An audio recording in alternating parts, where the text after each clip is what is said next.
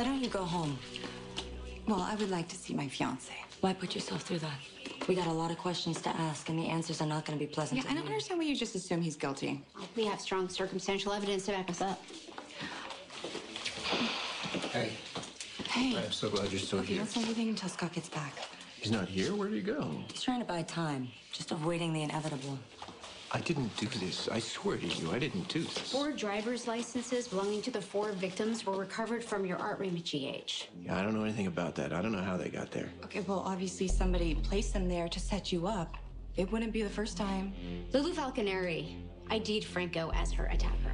Well, she's confused. And as for the licenses, hasn't the killer shifted blame before? Didn't you find a strand of Carly's hair on Mary Pat's body?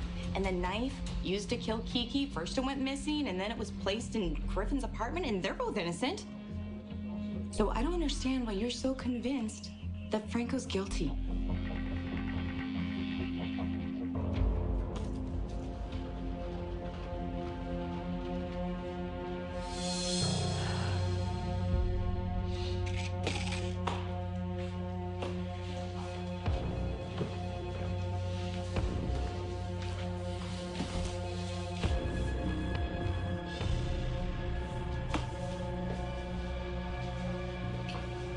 Is this seat taken?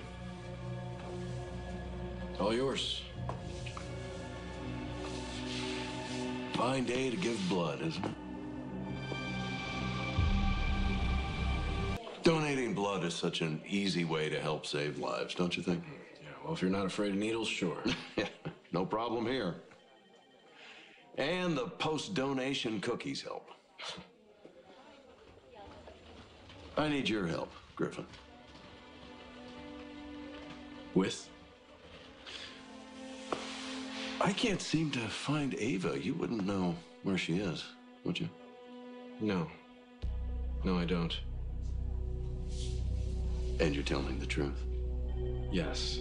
Why would you think that I would know where Ava is? Well, I did see the two of you embracing earlier today. Anything you'd like to share with me, Griffin? Man to man. I think that Elizabeth makes some very salient points. Your fiancé is biased. Your situation is far different than Carly or Griffin's. Okay, so what about the licenses?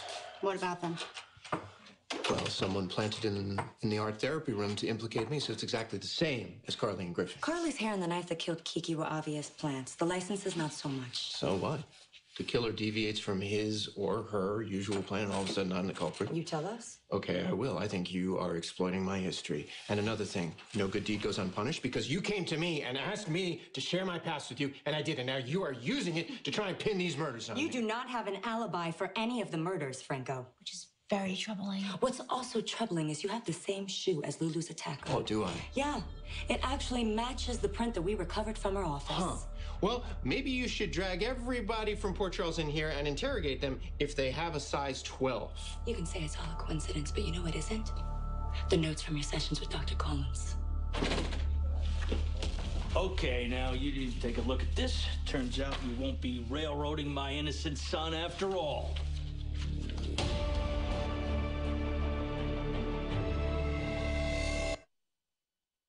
What's happening? Well, it's a little thing I like to call due process. What is Scott trying to pull here? An injunction from a federal judge. Which means my son won't be charged with anything until all potential medical factors are ruled out. What sort of medical factors? An MRI. We can't move forward until Franco's had a scan, proving that he's not suffering from another brain tumor. This is a classic stall tactic, Baldwin, plain and simple. Is one of you gonna take care of this, or do I have to give the judge a little ring-ding-ding?